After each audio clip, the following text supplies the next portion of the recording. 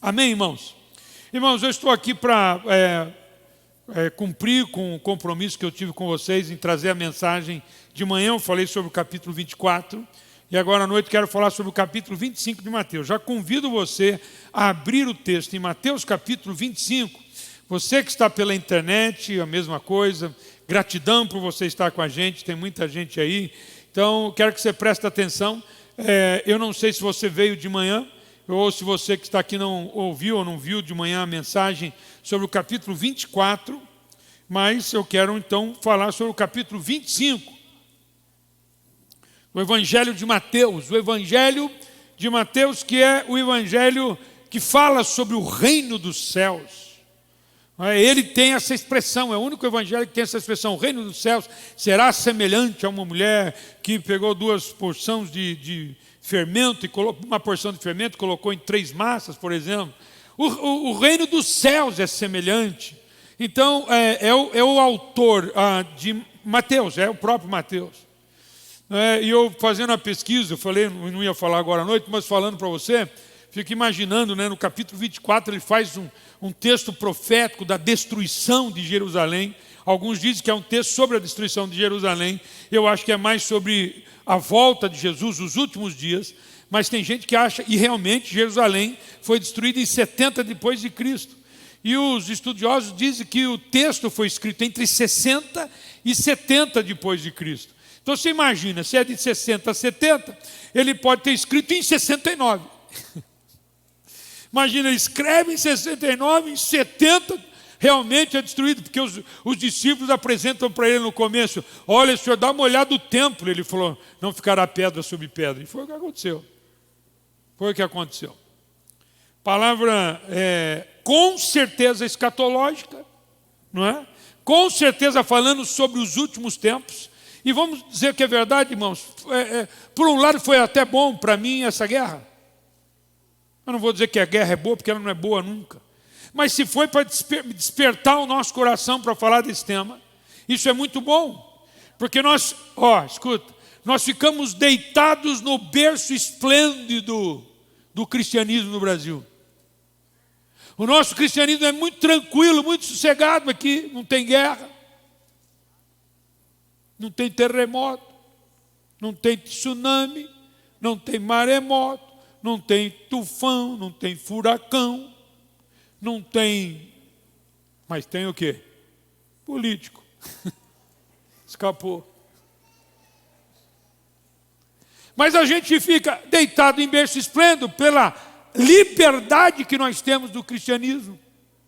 Podemos pregar, por enquanto, pelo menos. Podemos abrir a igreja, por enquanto, pelo menos. Mas há lugares aí ainda onde não pode se fazer nada disso. Então, nós precisamos ser chamados à atenção de Deus, porque Jesus está voltando. Tem crente aí, irmãos? Jesus está voltando. Então me acompanhe, o capítulo 25, é uma forma de a gente conversar. 24, 25, tem muito para falar, tem várias parábolas aqui. Tem várias parábolas, nós podemos conversar muito sobre o assunto, não só em 3 mensagens, 4 mensagens que foram feitas, 3, mas poderíamos falar em muitas mensagens. Tem muito texto, tem muito conteúdo.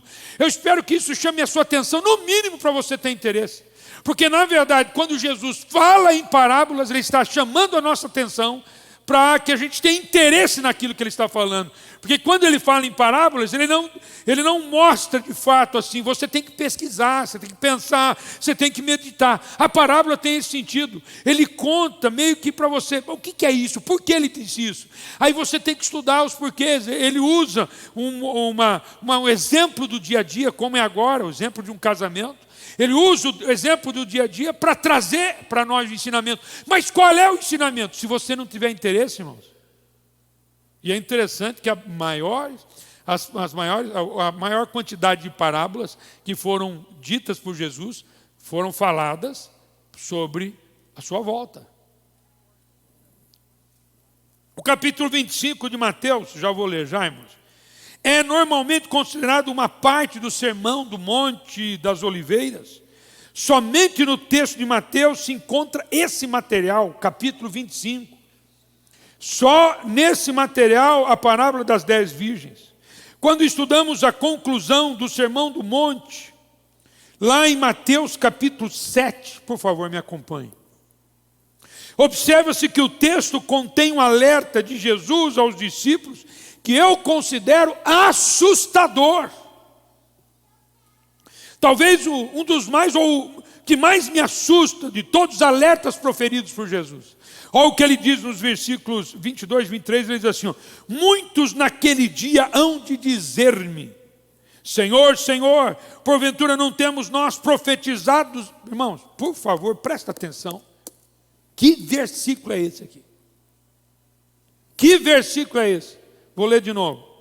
Muitos naquele dia hão de dizer-me, Senhor, Senhor, porventura não temos nós profetizado em teu nome? E em teu nome não expelimos demônios, e em teu nome não fizemos muitos milagres? Então lhes direi explicitamente, nunca vos conheci. Que assustador é esse texto. Ele olha para as pessoas que de acordo com o texto, profetizaram, falaram em nome dele, expeliram demônios. Ele olha para essas pessoas e diz assim, nunca te conheço, nunca te conheci, eu não sei quem você é. Me parece que são pessoas que trilham, que andam no meio do corpo de Cristo, no meio dos cristãos. Ou eles são cristãos? Põe ponto de interrogação que eu quero falar com você sobre isso. Algumas pessoas com certeza absoluta de que pertencem a Cristo constatarão que isso não é verdade para ele. Essa é uma ideia aterradora, irmãos, que deve ficar na nossa mente. Senhor, eu quero estar diante do Senhor de verdade, com o coração aberto, eu quero viver o cristianismo. Não quero ser alguém que frequenta a igreja, alguém que senta no banco de uma igreja. Eu quero ser cristão. Eu não quero ter meu nome no rol de membros da igreja. Eu quero ser parte da igreja do Senhor.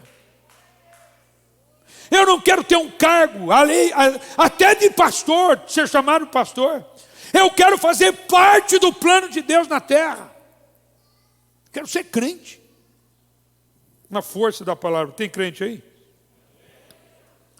Contudo, meu irmão, se existe uma passagem à altura desse alerta do capítulo 7 de Mateus, no versículo que acabei de ler, no quesito terror, é a parábola das virgens prudentes e das nécias, em outras versões chamadas de loucas. O capítulo 25 de Mateus, do 1 ao 13, ao 1 até o 13º versículo, é assustador. É assustador. Apesar de estarmos iniciando num novo capítulo do Evangelho de Mateus, nós continuamos no sermão, meu irmão, profético, na passagem que consideramos agora, do capítulo 24, que estudamos na parte da manhã. Continua sendo profético, continua sendo uma palavra de atenção, de você levar para a tua casa e meditar. É a palavra que é entregue e você medita nela. Ali Jesus nos ensinou, no capítulo 25, aos discípulos a necessidade de estarem vigilantes, no capítulo 24, quanto ao seu retorno, quanto à sua volta. Uma lição tão válida para nós, quanto foi para eles naquela época. Aqui Jesus salienta a necessidade da preparação para a sua vinda, utilizando a parábola muito eficaz na apresentação de seus argumentos. Tanto a parábola que foi lida hoje pela manhã, na história que foi lida pela manhã, como agora. São parábolas que chamam a nossa atenção para se preparar, para estarem prontos.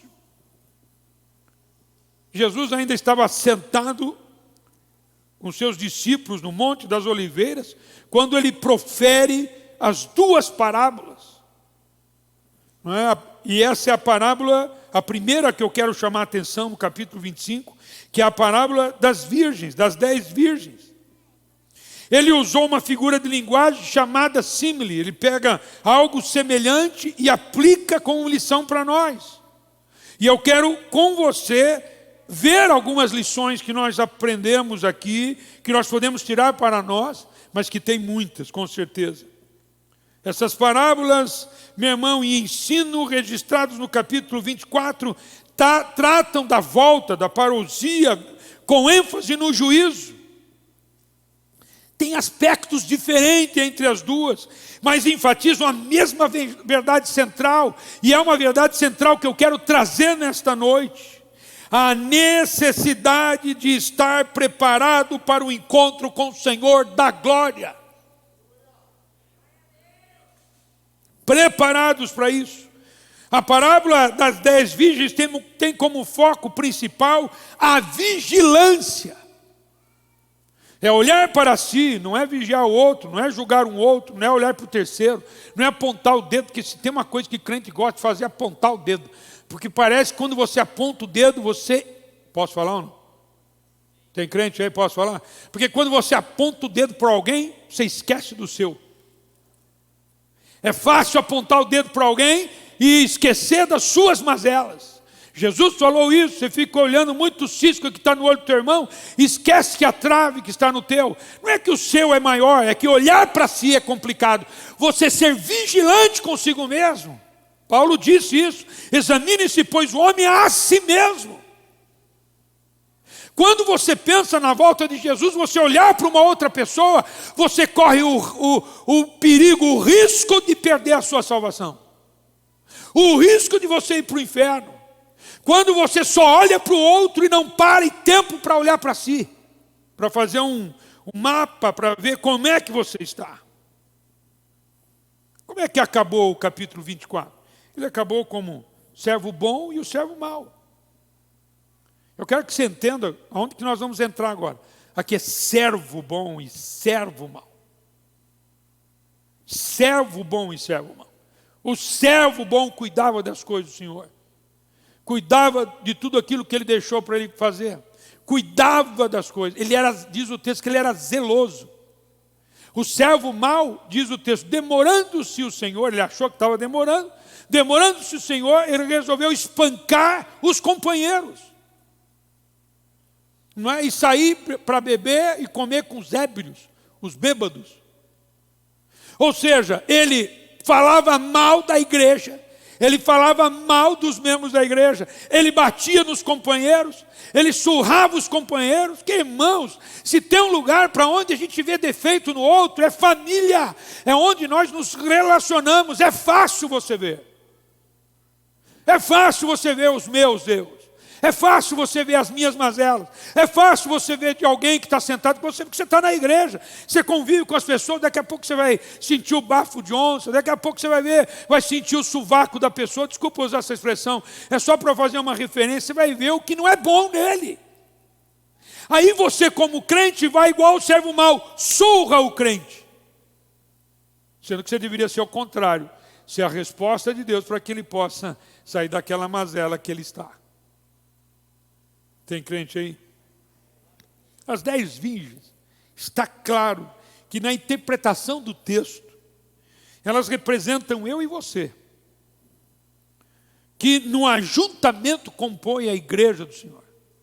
Sou eu e você. Escuta, irmãos, você lembra da parábola do joio e do trigo, no Mateus capítulo 13? Não tem nada a ver. Nada a ver. Parábola do joio e do trigo, no capítulo 13, que vocês já ouviram uma mensagem do teu pastor aqui sobre ela, está falando de crentes e pessoas que não são crentes dentro da igreja. Não tem nada a ver. A do joio e do trigo, um dia eles serão separados. Está claro quem é o joio, está claro quem é o trigo. Mas quando eu entendo aqui a parábola das virgens, não tem nada a ver. Essa parábola é clara de que está falando, a do joio e do trigo, entre os crentes e os não crentes. Mas a parábola das virgens está falando de crentes. 10 virgens. Estavam falando de pessoas que eram cristãs, para trazer o exemplo para nós. E essa parábola deixa muito claro que a conversa aqui, irmãos, é íntima. A conversa aqui é de pai para filhos. É uma conversa íntima, é uma conversa da família cristã. É algo que você deveria escrever o texto e colocar numa parede da tua casa, para você decorar a parede da tua casa, para você ler constantemente. Porque ainda que você esteja dentro do cristianismo, seu nome escrito no livro da vida, ainda você não tem garantia. A Bíblia diz: ser fiel até a morte, dar-te-ei a coroa da vida. Até a morte. Ser fiel até a morte. Por isso que eu não acredito em predestinação. Você está predestinado para o céu, outro para o inferno. Não acredito nisso. Porque senão esse versículo não estaria na Bíblia, no texto bíblico. Ser fiel até a morte. Ser fiel até a morte. Tem crente aí, irmãos? Está falando a meu e seu respeito. Uma parábola que diz sobre mim e sobre você. Todos nós estamos nesse mesmo balaio. Todos nós estamos incluídos no que Deus está dizendo nesse texto aqui de Mateus 25. Por favor, abra o texto. Não dá para você dizer que não é com você. Não dá para você falar: isso não tem nada a ver comigo. Não dá. Esse texto é para todos nós. E a mensagem, com certeza. 25 de Mateus, do primeiro capítulo, do primeiro versículo até o 13. Que diz assim, você conhece ela. Então, o reino dos céus será semelhante a 10 virgens, que tomando as suas lâmpadas, saíram a encontrar-se com o noivo. 5 dentre elas eram nécias, e 5 prudentes. As nécias, ao tomarem as suas lâmpadas, não levaram azeite consigo. No entanto, as prudentes, além das lâmpadas, levaram azeite nas vasilhas. E tardando o noivo, foram todas tomadas de sono e adormeceram. Mas, à meia-noite, ouviu-se um grito: eis o noivo sair ao seu encontro. Então se levantaram todas aquelas virgens e prepararam as suas lâmpadas. E as nécias disseram às prudentes: dai-nos do vosso azeite, porque as nossas lâmpadas estão se apagando. Mas as prudentes responderam: não, para que não nos falte a nós e a vós outras, ide antes aos que vendem e comprai-o. Versículo 10.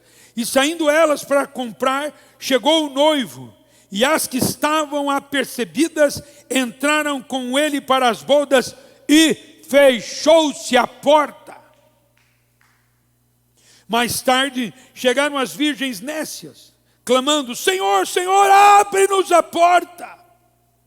Mas ele respondeu: em verdade vos digo que não vos conheçam. Vigiai, pois, porque não sabeis o dia e nem a hora. Que texto fantástico. Que texto fantástico. Tem crente aí, irmãos? Que texto assustador. Uma coisa é certa aqui, eu preciso falar disso, que a volta do Senhor Jesus, como eu falei de manhã e falo agora, ela é um susto. Então anota aí o tema da mensagem: o último grito. O último grito que alguém vai dar vai ser esse. Vai ser uma surpresa, vai ser de repente. Ele está muito claro em todas as parábolas que falam sobre isso, que Jesus não vem quando esperamos.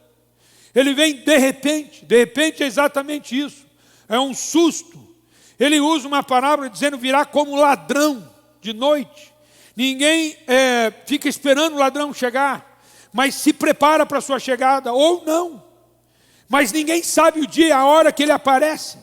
Tudo depende de como você vai estar, preparado para receber o ladrão ou não preparado. Você vai ter lucros ou vai ter prejuízos. Mas ele diz que é repentino. É exatamente repentino. Então viver a vida normal sem olhar para isso é quase uma loucura. É quase, meu irmão, uma pessoa que está fora de si. A palavra de Jesus hoje para nós é: vigiai. Esse dia será como a chegada de um ladrão. Eu vou ler só o texto só para você no capítulo anterior, 24, versículo 42, 43 e 44. Fica com o seu texto aberto, eu não vou fugir dessas páginas. Diz assim o texto: portanto, vigiai, porque não sabeis em que dia vem o Senhor. Mas considerai isto: se o pai de família soubesse a que hora o ladrão viria, vigiaria e não deixaria que fosse arrombado a sua casa. Por isso ficai também vós apercebidos, porque a hora em que não cuidais, o Filho do Homem virá. Não é? Tem muitas coisas que chamam a nossa atenção para que a gente não enxergue ou não pare para pensar sobre a volta de Jesus. Então, literalmente, é uma surpresa. É uma surpresa. A volta de Jesus é uma surpresa, sem aviso prévio. Pastor, mas a Bíblia não fala de sinais. Hoje de manhã o senhor não falou de sinais, é verdade. Tem uns sinais que estão aí, não é? Os sinais de guerra, rumores de guerra, pestes, esfriamento do amor, esfriamento da fé. Tem um monte de coisa que fala. Mas eles dizem que isso é o princípio das dores, ou seja, tem muitas coisas para acontecer. E eu acredito que as dores podem confundir vocês. Podem confundir, porque ele diz: se puder até os escolhidos eu vou enganar. Então eu não sei se a peste, por exemplo, né? A pandemia. Pandemias sempre aconteceram na humanidade, de tempos em tempos vem um vírus terrível, vem uma pandemia terrível. Veio essa pandemia no nosso tempo, Covid-19. Você sabia que tem gente que deixou de vir na igreja e não quer vir mais? Você sabia disso? Não, mas não é que não quer vir mais na igreja assistir pela internet. Ele não quer mais saber de crente, não quer mais saber de igreja. Eu me encontrei com um jovenzinho que disse assim: eu não preciso ir na igreja, pastor, está bom em casa, sou crente aqui em casa. Falei: ah, é? Falei: é, sou crente aqui em casa. Tem muita gente que se esfriou da fé. E eu paro para pensar se essas situações, essas coisas não servem ao contrário para nós. Se não deveria servir pelo contrário a nós. Se a peste é um sinal da volta de Jesus, você deveria ficar mais próximo de Jesus, não mais distante. Se a guerra, os rumores de guerra, a guerra que está tendo na Rússia e Ucrânia agora, na Europa, essa guerra que está assustando, porque alguém pode apertar o botão da bomba atômica e realmente o estrago vai ser grande. Mas se isso está acontecendo, isso deveria aproximar você e não a se distanciar. E eu preciso falar um pouco sobre isso com você. Eu já vou falar já já. Quer ver no capítulo 4, também, versículo 24, também 36, 36 e 37. Dá uma olhada, ó. Mas a respeito daquele dia e hora, ninguém sabe, nem os anjos dos céus, nem os filhos, senão o Pai. Pois assim como foi nos dias de Noé, também será na vinda do Filho do Homem, porquanto, assim como nos dias anteriores ao dilúvio, comiam e bebiam, casavam e se davam-se em casamento, até o dia em que Noé entrou na arca. Vivendo a vida normal, casavam, se davam em casamento, a vida vai rolando. E tem muita gente no meio do cristianismo que vive dessa mesma forma. Então, escuta, o alerta é esse: precisamos ficar vigilantes. Que bom seria que você tivesse o costume, a prática de todos os dias olhar para você mesmo e se perguntar: eu estou melhor como crente? Eu estou vivendo o cristianismo? Passar por correções, passar por mudanças e transformações, exercer princípios cristãos com mais facilidade, porque isso fortalece e vai dizendo realmente quem você é. Princípios. Nós somos formados pelos princípios, nós somos norteados pelos princípios, as nossas decisões são assim. Que princípios, pastor? Por exemplo, perdão. Está na hora de você liberar perdão. É olhar para si, pensar: eu preciso liberar perdão para alguém? Se tem uma coisa horrível, é você perder alguém que você ama e não liberou perdão para aquela pessoa. Perdoa, ame, seja generoso. Deixa a paz, como diz a Bíblia, a paz, que é o árbitro de todas as nossas decisões, realmente agir no teu meio. A paz. Vamos lá. Vamos para as 10 virgens. As 10 eram virgens. Presta atenção, vou fazer algumas perguntas aqui. As 10 virgens tomaram as suas lâmpadas. Sim ou não? Eu não estou te ouvindo. Sim, pegaram. Está no versículo 1 do capítulo 25. Todas as virgens pegaram as suas lâmpadas. As 10 virgens tinham azeite, sim ou não? As 10 virgens tinham azeite, sim ou não? Sim? Não. Quem fala que é não, levanta a mão. Se as 10 virgens tinham... Quem concorda que as 10 virgens não tinham azeite, levanta a mão. Quem concorda que as 10 virgens tinham azeite, levanta a mão. As 10 virgens tinham azeite. Quer ver? Versículo 3. As nécias, ao tomarem as suas lâmpadas, não levaram azeite consigo. Mas vai para o 8. Vai para o versículo 8. E as nécias disseram às prudentes: dai-nos do vosso azeite, porque as nossas lâmpadas estão se apagando. Se as nossas lâmpadas estão se apagando, é porque tinha azeite ali. Vão comigo? As 5 virgens prudentes também levaram azeites nas vasilhas. As 5 nécias, as loucas, não levaram mais do que o azeite que tinha na lâmpada. Estavam mais preocupadas com aquele momento, talvez com uma aparência momentânea. As 10 virgens dormiram, sim ou não? Dormiram.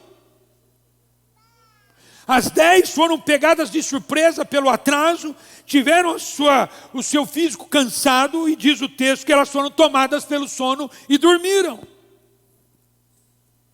Todos nós sofremos isso. Todos nós sofremos com os problemas da vida e isso nos cansa. Todos nós. Todos nós temos problemas. Tem pessoas que desistem do cristianismo por causa dos problemas. Todos nós temos problemas. Todos nós temos circunstâncias difíceis. Todos nós sofremos com problemas da vida e isso cansa, é verdade. Essas coisas cansam a gente. Aí você diz: pastor, só eu tenho problema. É que o senhor não sabe os problemas que eu tenho. Então, pastor, mas o senhor não tem problema. O senhor é pastor, o senhor não vai ter problema. E o senhor também, se tiver, o senhor vence fácil. Todos nós temos problemas. É mais fácil colocar a culpa nos problemas do que a culpa em você. De você não ter a condição de se abastecer. Porque qual é o problema aqui, irmãos? Qual é o grande problema? Qual é a grande questão aqui? Porque os problemas passam. Tem essa notícia para te dar. Os problemas passam, eles vêm e vão. Os problemas não ficam eternamente na nossa vida.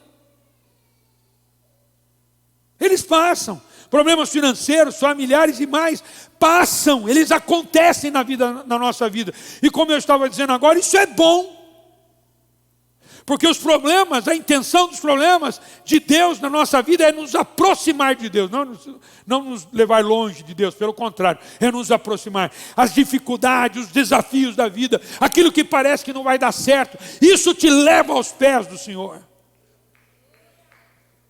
E você sabia que o único lugar para você se enxergar é aos pés do Senhor? A Bíblia diz que os seus olhos são como chamas de fogo, mas os seus pés são como bronze reluzente.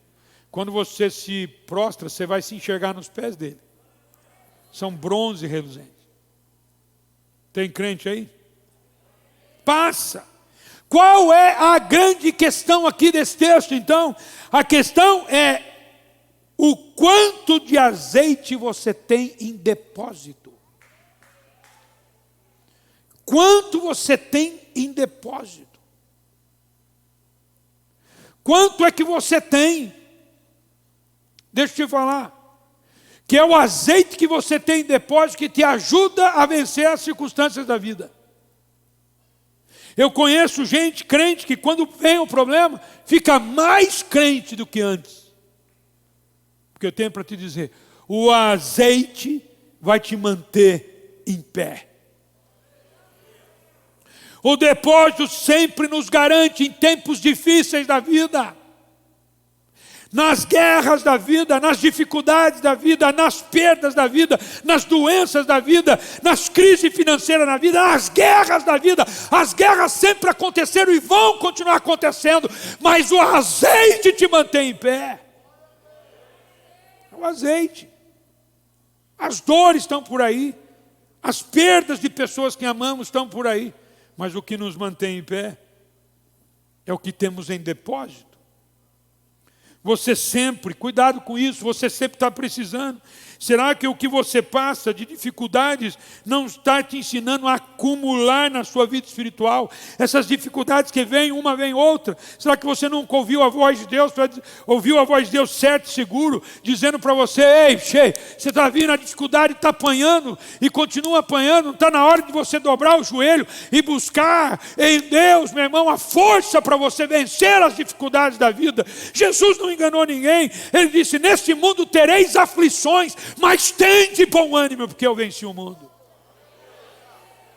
Será que não é isso, essa dor sua, que está te chamando para você chegar mais próximo do Senhor? Será que não é o medo do Covid que está te chamando para você ficar mais próximo do Senhor? Será que não é o medo de uma guerra mundial que está te chamando para você ficar mais próximo do Senhor? Será que essas coisas que estão acontecendo, alguém chegou para mim e disse assim, pastor, eles não podiam esperar o mundo, se ajustar depois do Covid, depois de uma guerra? Não, está aí acontecendo. As guerras vão continuar acontecendo, elas vão continuar diante de nós, os problemas vão continuar. Qual é a grande questão? A questão é o que é que nós estamos acumulando.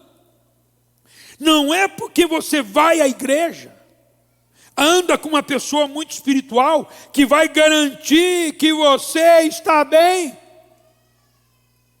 Não é porque você tem títulos na igreja que garante que você está bem. Não existe download espiritual. Porque você está no meio de crente que está resolvido. Pague o preço. Pague o preço. Seja cuidadoso. Seja proposital. Seja intencional. O que o senhor está dizendo, pastor? Seja cuidadoso com a sua vida espiritual, é sua. Não adianta você ganhar o mundo inteiro e perder a sua própria alma. Seja proposital. Eu vou fazer isso com propósito. Se houver um propósito de Deus para eu fazer isso, eu vou fazer. Se isso vai glorificar o nome do Senhor, eu vou fazer. Se isso vai manifestar o cristianismo no lugar onde eu vivo, eu vou fazer. Se isso vai trazer paz no lugar onde eu vivo, porque é missão de crente trazer paz, eu vou fazer. Pastor, mas eu vou perder alguma coisa. Perca na terra, mas ganhe no céu. Perca aqui, mas ganhe lá. Não existe download espiritual, não existe, meu irmão. Eu posso orar por você, te abençoar, mas aquilo que você precisa fazer, ninguém pode fazer por você. Pague o preço. Pague o preço. Quer ver? Versículo 8. Até o 10 eu preciso ler para você. E as necias disseram aos prudentes, dai-nos do vosso azeite, porque as nossas lâmpadas estão se apagando. Mas as prudentes responderam, não, para que não nos falte a nós e a vós outras, ide antes aos que vendem e comprai-o. E saindo elas para comprar, chegou o noivo. E as que estavam apercebidas entraram com ele para a boda e fechou-se a porta. Então eu quero combinar algo para vocês aqui. Elas tinham como pagar. Elas tinham dinheiro. Porque no versículo seguinte, você vai verificar que elas chegaram na porta. Elas compraram o azeite, chegaram na porta. E bateram na porta, abre-nos a porta. O problema não é você ter condição de chegar lá, é você ter condição de chegar no tempo certo. Tanto com a mensagem, como com a tua salvação. Você já parou para pensar que vai existir um tempo que não dá mais para pregar? Você já parou para pensar que vai ter um tempo que não tem mais jeito? Você não tem mais condição. Quando Jesus aparecer nas nuvens, Não é mais tempo de pregar. Não é mais tempo de receber. É tempo de juízo. É tempo do juízo de Deus. É tempo da separação do joio e do trigo. É tempo de separação daqueles que viveram o cristianismo de verdade e aqueles que não. Porque o que me dá a entender aqui, todas elas eram convertidas, vamos dizer assim, crentes. Qual é a diferença? Uma tinha depósito e a outra não tinha depósito. Pastor, é o depósito que salva a gente? Não, o depósito não nos salva, o depósito nos garante até a chegada.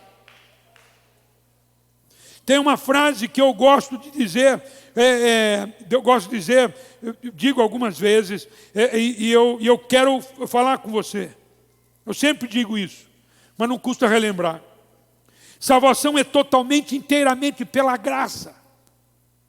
Não existe possibilidade nenhuma de qualquer pessoa na face da terra, seja a pessoa mais bondosa da face da terra. Não existe possibilidade alguma de qualquer pessoa ser salva pelos seus méritos, pelas suas bondades manifestadas. Ninguém consegue salvação fora da graça. É a graça do Senhor Jesus que nos salvou. Nós somos salvos pela graça mediante a fé em Cristo Jesus. Então não tem ninguém que pode dizer assim, está tudo bem comigo, eu não faço mal para ninguém. Vai para o inferno desse jeito. Tem muita gente que ganhou o prêmio Nobel da Paz e chegou no inferno. Porque a única garantia da salvação é você ter Jesus como Salvador, é você confessar Jesus Cristo como seu Salvador, você será salvo. Tem crente aí? Não existe possibilidade de salvação fora da graça. Mas escuta, mas viver o cristianismo, construir o reino, permanecer na fé, ser fiel até a morte, custa. Quando as amigas disseram para elas assim, viu, eu paguei o preço para eu poder chegar. Se eu te der o preço que eu paguei, eu não vou ter. Então vai lá e compre, você tem dinheiro. Isso que é o cruel, irmãos. Imagina um crente, não é? Que não levou a sua vida direito e no fim das contas perdeu a salvação, foi provado pelo fogo, perdeu a salvação. E chegar no inferno. Chegar no inferno. A Bíblia diz que o que você construir como ouro, prata, pedras preciosas, feno, madeira, feno e palha. O fogo provará. O que é que o fogo prova e mantém? O ouro, prata, pedras preciosas. O restante, você está no fio da navalha. Madeira pode aguentar um pouco. Feno e palha, difícil aguentar. Você sabe por que eu digo isso? Porque tem muito crente que está pagando a preço de feno e palha o seu cristianismo. Ele paga o preço de feno e palha. É um cristianismo raso. Feno e palha é fácil viver o cristianismo. Eu quero ver você pagar preço de ouro. O preço do quilo de ouro não tem nada a ver com o preço do quilo de palha. Tem gente até dando palha por aí, para tirar do seu quintal que não aguenta mais. A palha, o feno, manda embora isso aí, porque isso atrapalha, não dá lucro para ninguém, é perigoso pegar fogo e trazer estrago. Pastor, o senhor está falando isso para crente? Eu não, a Bíblia está falando. A palavra está falando. Está na hora de a gente sair dessa situação. Pagar para o cristianismo? Não, é pagar para viver no cristianismo. O cristianismo tem preço para ser pago, para construir o cristianismo, para construir o reino de Deus na terra e em você, é preço.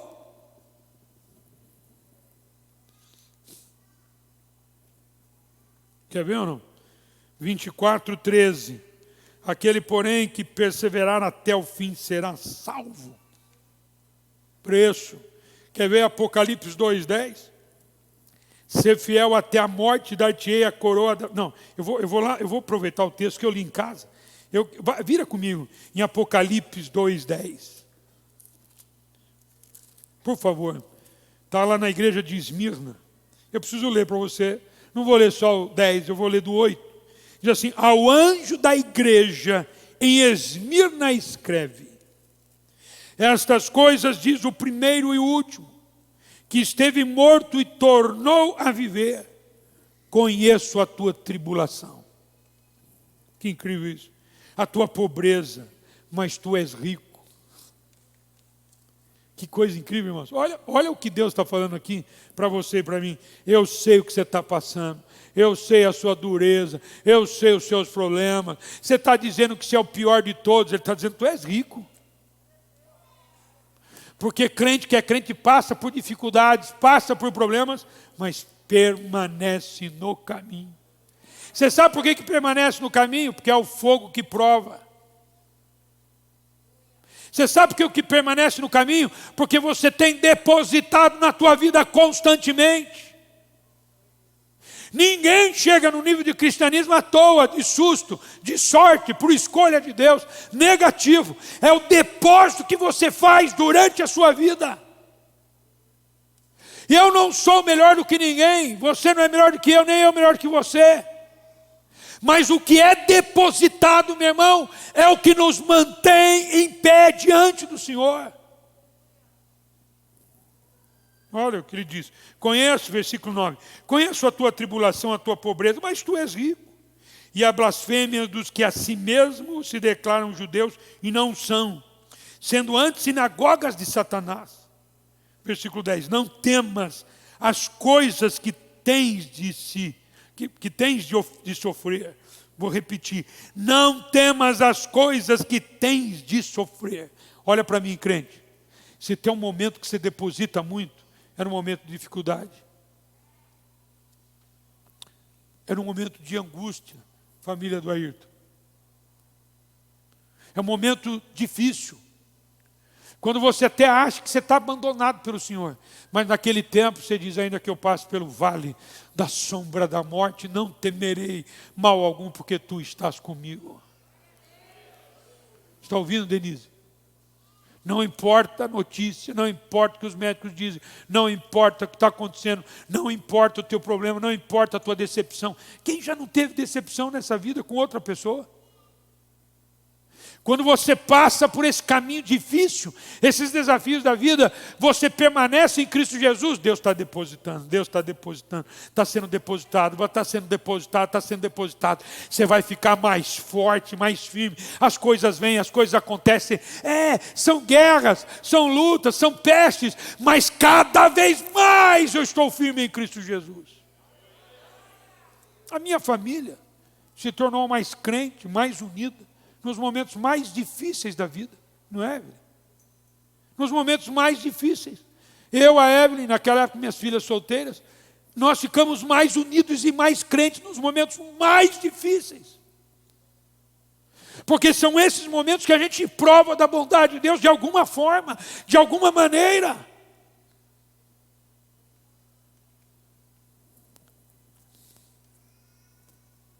Ele está dizendo: não temas as coisas que tens de sofrer. Eis que o diabo está para lançar em prisão alguns dentre vós, para serem postos à prova, e tereis tribulação de 10 dias. Sê fiel até a morte, e dar-te-ei a coroa da vida. Paulo entendeu isso, ele disse assim: nada poderá, coisa alguma, né? Nada poderá me separar do amor de Deus que está em Cristo Jesus. Nem a espada, nem a nudez, nem a perseguição, nada, nem potestade, nada e ninguém pode me separar do amor de Deus que está em Cristo Jesus. Aleluia!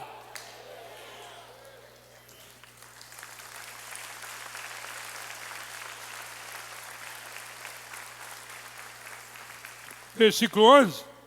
Quem tem ouvidos, ouça o que o Espírito diz às igrejas. O vencedor de nenhum modo sofrerá dano da segunda morte. O problema não é a primeira morte, o problema é a segunda morte. Viu? A segunda morte. Essa morte que nos vai definir entre céu e terra. Agora, irmãos, o exemplo da noiva, ele é perfeito. O exemplo da noiva, na verdade, ele é ótimo. Eu já me casei, aliás, essa semana eu completo 34 anos de casado, dia 19. 34 34 anos de love. E eu completo agora essa semana, 34 anos de casado. Então eu me lembro de todo o preparo, mas eu não sei em si o que a noiva faz. Não é porque, por outro lado, isso é proibido ver a noiva. Diz que dá azar. Sei lá. Mas assim, a questão da noiva é uma coisa muito interessante. Eu não vou pegar a cultura da época, que o noivo ia, fazia preparo, ele fazia o cortejo, depois ele fazia o noivado, ele fazia a proposta de noivado, aí combinava o que tinha que pagar, porque naquela época você tinha que pagar dotes, então você tinha que pagar por aquilo. É um bom exemplo, mas eu quero contar um pouco sobre o nosso exemplo. O nosso exemplo, nenhuma noiva chega na igreja para se casar com o melhor vestido que ela tem em casa. Não. Isso é a lâmpada. Isso é que aquelas virgens fizeram. Pegaram só o que tinha. Acho que é o melhor que eu tenho. Então você anda. Não. Nenhuma noiva se maqueia ou se penteia da mesma forma. Que quando vai num evento importante na igreja, no casamento da melhor amiga, nenhuma noiva faz da mesma forma. Ela gasta tempo, ainda mais hoje. Hoje tem o mercado do casamento, né? Tem a indústria do casamento, tem o dia da noiva. Agora tem até o dia do noivo, mas tem o dia da noiva. E vão lá, fica tempo em banheira, hidromassagem, gastam com produtos, fica o dia inteiro lá, sendo mimado o tempo todo com produtos no rosto, para fazer isso, aquilo, para tirar manchas, e fazem isso, e desenham vários tipos de maquiagem, e ela vê vestidos, ela escolhe, ela vai na internet, em revistas, ela se prepara tempo antes, meses antes, vai se preparando, vai escolhendo, esse, aquele, até aquele que se encaixa nela, e diz, combinou com o meu biotipo. E aí o cabelo, isso custa tempo, isso custa intencionalidade, porque é uma data extremamente importante. Como é que você vai tratar o dia de se encontrar com Jesus? E susto. Como é que você não para pensar nisso? Escuta, crente. O dia que você levar a sério isso, tem muitas questões na sua vida que não estão certas, que você não consegue consertar por causa disso. Você acha que amanhã vai dar tempo. Passa outro dia, você acha que amanhã vai dar tempo. Passa um outro dia, você acha que vai dar tempo no outro dia. Você acha assim, isso. Tem hora que você dá até desculpa. Saí da igreja porque o irmão fez mal para mim. Saí da igreja porque o pastor falou que eu não gostei. Você começa a dar desculpa. Terceirizar essa falta de preparo, essa falta de condição. Você não pega na Bíblia, você não tem tempo de oração. Você não permanece firme como cristão, dando exemplo, testemunho. As coisas vão acontecer na sua volta e você diz, amanhã. É exatamente como aquele servo infiel que disse assim, o meu Senhor está demorando, então vou tratar mal tudo e a todos. Ou qual as 5 virgens imprudentes. Elas não achavam que ele ia chegar tão rápido. Talvez elas pensaram assim, amanhã eu vou comprar. Elas já sabiam que tinham que comprar.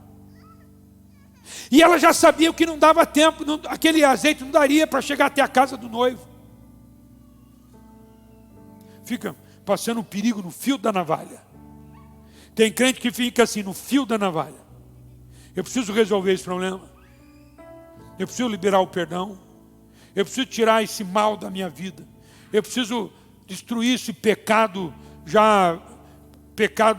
igual Paulo diz, cauterizado, esse pecado familiar da minha vida. Preciso tirar isso. Eu preciso mudar meu procedimento com a minha esposa. Preciso mudar meu procedimento na fábrica, no trabalho. Eu preciso tratar com honestidade isso e aquilo. Eu preciso resolver esse problema. Mas você vai deixando. Mas não escuta, você fica no fio da navalha. No fio da navalha. Pastor, o senhor está dizendo que esses problemas podem me levar para o inferno? Eu estou. Porque o texto está dizendo que o que faltou naquelas 5 não era o azeite só, era o depósito de azeite. Era uma outra vasilha com azeite. Não era na lâmpada elas tinham.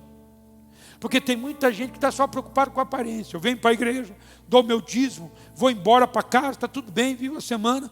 Deus não quer isso, Deus quer muito mais. Ele quer a igreja mais viva lá fora do que aqui dentro. Ele quer que você dê mais glória a Deus lá fora do que você aqui dentro. Posso contar uma historinha para dar risada aqui? Posso ou não? Tão sério, mas é sério isso. Anos atrás nós tivemos um programa de televisão, não é, da igreja, e a igreja achou um curso para eu fazer, um curso lá em São Paulo, importante, um curso bom, para ser apresentador de programa, porque eu era o apresentador do programa. E eu fui nesse curso, inclusive a filha do Caprini fez junto comigo, tinha um grupo grande lá, num estúdio, e eu fiz várias semanas, eu fiz aquele curso de programa de televisão. E aí eles davam a pauta, e a gente usava a pauta de esporte, de jornal, de notícia, enfim, até de cozinhar. Eu fiz lá na cozinha com o pastor.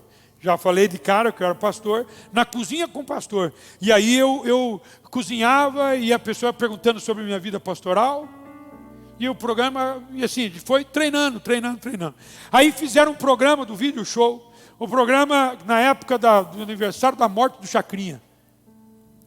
E a mulher o programa, que já tinha acontecido o programa, era com a Que Maravilha. E aí eu apresentando, eu era o apresentador, pastor, eu era o apresentador.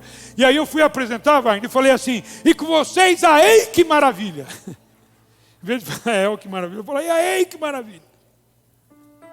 E eu para cá, Que Maravilha, para cá, e a moça que estava junto comigo, parceira do programa, ela chegou uma hora e falou assim, pastor, Que Maravilha. Aí eu consertei, acabou o programa, veio a vinheta, tem que ser inteirinho, veio a vinheta do programa. Quando acaba a vinheta, o estúdio inteiro que estava lá assistindo a gente, todo mundo rindo. Quá.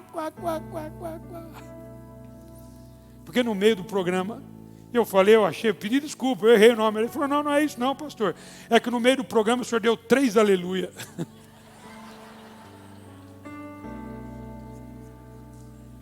Mas eu contei as histórias de milagres. Nós tivemos sobre histórias. Eu contei a história do milagre com a Ana. Quando acabou o programa, as pessoas choravam. Porque crente que é crente acha algum motivo para falar de Jesus. Ele vai achar um motivo de falar de Jesus para a pessoa. Ele vai se manifestar como crente. Crente, você tem que entender o seguinte, crente que é de verdade, ele não consegue ficar escondido por muito tempo. Ele vai denunciar no meio de uma conversa, vai dar aleluia. Corinthians perdeu, aleluia. Ele vai abrir a boca dele e vai se manifestar. Porque ele tem que ser crente, tem que mudar essa história. Tem que realmente ser crente. Eu quero mais de Deus. Eu quero mais do Espírito Santo. Porque o tema hoje é o último grito. Você vai dar um ou outro grito. Você vai dar quando você ouvir, eis o noivo saiu ao encontro, você vai dar um grito de alegria, de festa, de júbilo. Ou você vai dar um grito, abre-nos a porta. O grito do desespero, da esperança que não existe mais. Você sabia que tem parentes seus assim? Que grito que você vai dar? Qual é o grito? Do chegou atrasado? Do sentimento que você não fez o que você deveria fazer? Eu acho que é pior do que o joio do trigo. Porque você viveu no ambiente cristão. Você passou pela igreja. Me lembro também de um amigo de infância, irmãos. Amigo do coração. Um amigo de minha infância, cresceu comigo, jogou bola comigo na rua, ia para a escola comigo. E eu levei ele para a igreja, ele ficou um tempo na igreja, ele amava a escola bíblica, nós éramos jovenzinhos, 10, 11, 12 anos. Eu nunca me esqueci dele. E aí eu mudei daquele local, nós nos separamos, passou o tempo, eu me encontrei com ele na escola, já jovem, já não queria mais para a igreja comigo, e não queria ir mais para a igreja, entrou para a bebida. Aí eu saí daquela escola, me casei com a Evelyn, e um dia eu encontro com ele no meio da rua. Nunca esqueço disso. Me encontrei com ele perdido na bebida, totalmente perdido na bebida. E ele fala assim para mim: Clóvis, eu tenho tanta saudade da escola bíblica. Eu tenho tanta saudade daquilo que eu sentia quando eu estava na escola bíblica.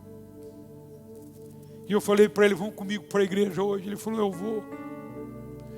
E eu era pastor já aqui na Torres Neves. Nossa igreja era na Torres Neves. Falei para o meu pai, falei: pai, o senhor lembra do fulano? Falei: lembro. Falei: então, pai, fica na porta da igreja, porque ele disse que vem. Diz que ele passou na porta da igreja tão bêbado, que ele não quis entrar. Aproveita que você ainda tem a lâmpada acesa. Pague o preço para ter em depósito, para viver o seu melhor tempo, não na terra, o tempo com Deus. Não é o melhor tempo seu financeiramente, profissionalmente, não, o seu melhor tempo com Deus. Aquela vida em Cristo Jesus. Cuidado, porque tem 2 gritos te esperando, e um deles será o seu último grito. As prudentes esperavam com provisão, mas as nécias, as loucas, esperavam com presunção. Talvez dê certo. Amanhã eu tenho tempo. Amanhã eu conserto. Amanhã eu resolvo. Não deixa para resolver amanhã o que você pode resolver agora. Seja intencional, seja proposital. Mude a sua vida. O diabo, diz a Bíblia, anda ao nosso derredor, buscando a quem possa tragar.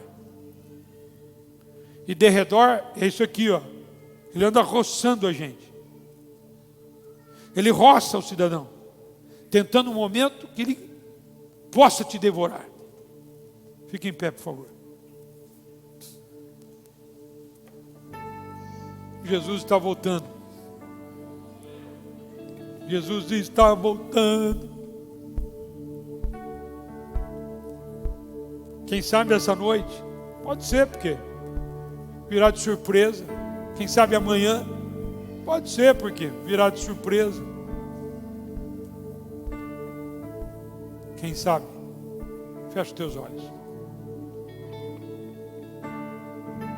Vamos nos achegar próximo dele agora.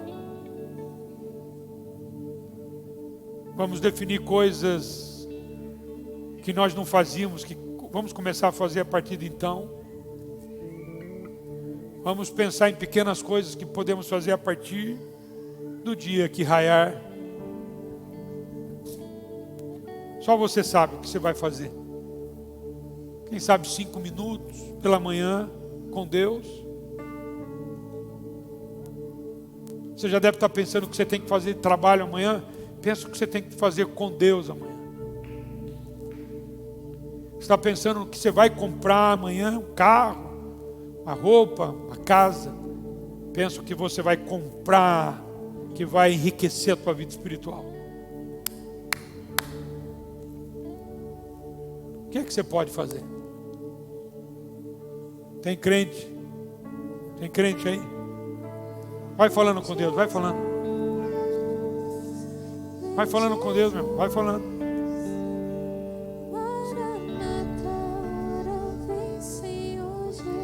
Para isso que você chegou aqui hoje, é para isso. Vem Jesus, vem Jesus, Maranata, ora vem Senhor Jesus, vem Jesus, vem Jesus, Maranata, ora vem Senhor Jesus, vem Jesus.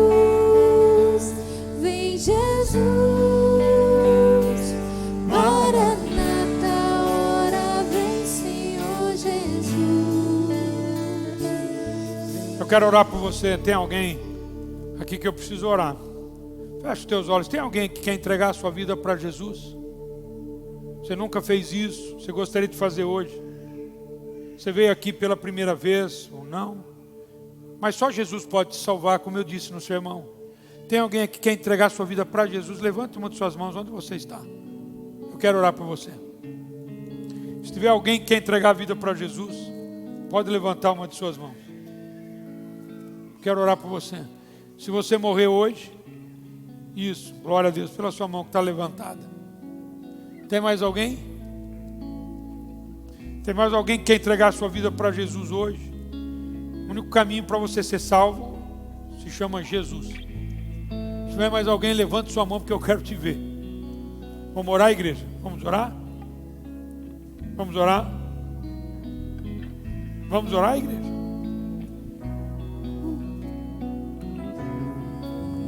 Posso orar por você? Vem aqui. Tem mais alguém? Tem mais alguém que quer entregar a sua vida para Jesus igual essa jovenzinha? É isso aí, filho.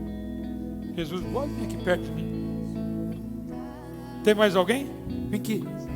Sai do teu banco, vem para cá. Melhor coisa que você está fazendo na tua vida. Tem gente para ficar perto? Tem mais alguém aí? Tem mais alguém?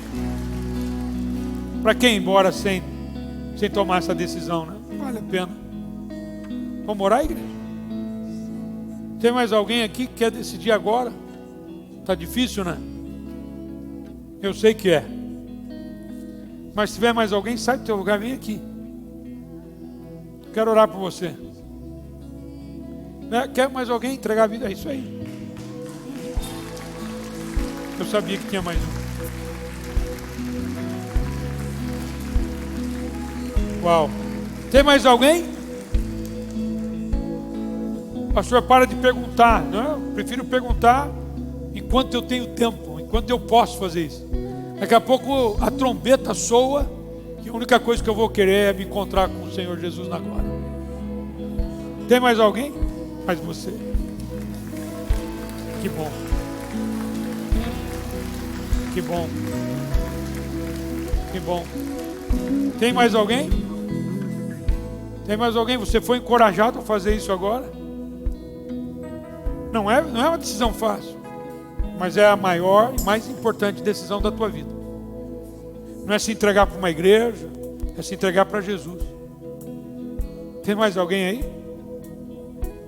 Eu posso orar ou você vem? Pega na mão de alguém do lado e fala assim: vem comigo, que eu estou precisando de ajuda. E vem. Tem mais alguém? Tem mais uma pessoa? Será que é você? Será que ele não está falando aí no fundo do teu coração? Alguém pela internet? Por favor, fica aí.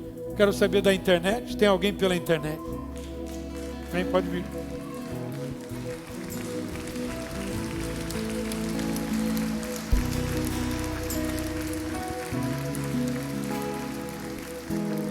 Lá no céu eu vou falar assim: ainda bem que eu insisti mais um pouco. Ainda bem que eu senti mais, insisti, ainda bem. Talvez você vai dizer: ainda bem que o pastor insistiu mais um pouco, mais um pouco, mais um pouco, mais um pouco, mais um pouco. E aí você vem. Vamos orar, igreja. Vamos orar. Vou perguntar a última vez: tem mais alguém? Tem mais uma pessoa? Gostaria de fazer isso hoje? Se tiver mais alguém, sai agora, que eu vou orar. Vem para cá, que eu estou te esperando.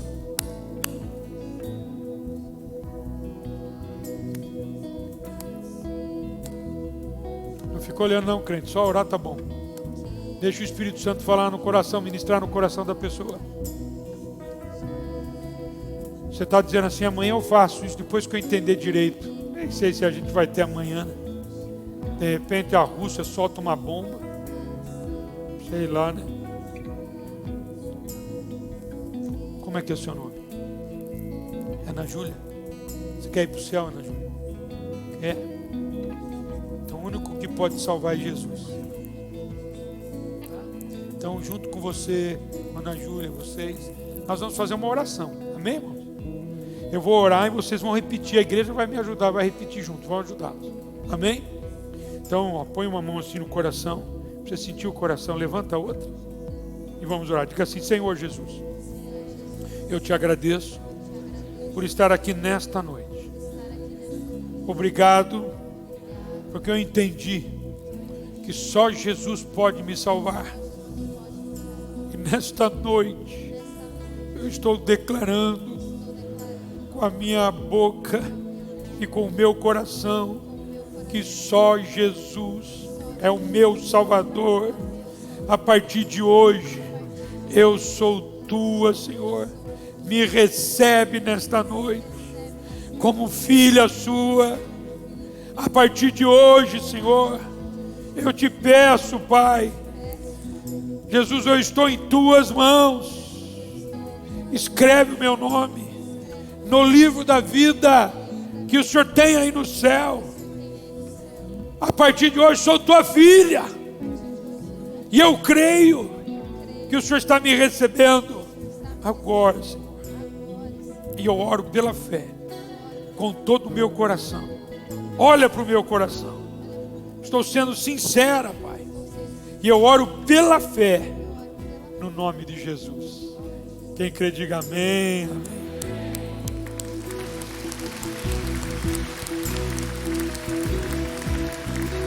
Ó, vocês que vieram aqui à frente, a igreja não salva, mas a igreja é um grupo de pessoas que se ajudam a permanecer no caminho. A gente não anda sozinho nesse caminho, a gente anda junto. Entendeu? Então, a igreja é isso. Então, nós queremos anotar o teu nome, teu telefone, para a gente acompanhar vocês, pode ser? Tá bom? Então, pega o celular, quem me ajuda aí? Me ajuda? Por favor. Então, vou anotar o nome dela, dela e dela. Aqui, ó. Ok?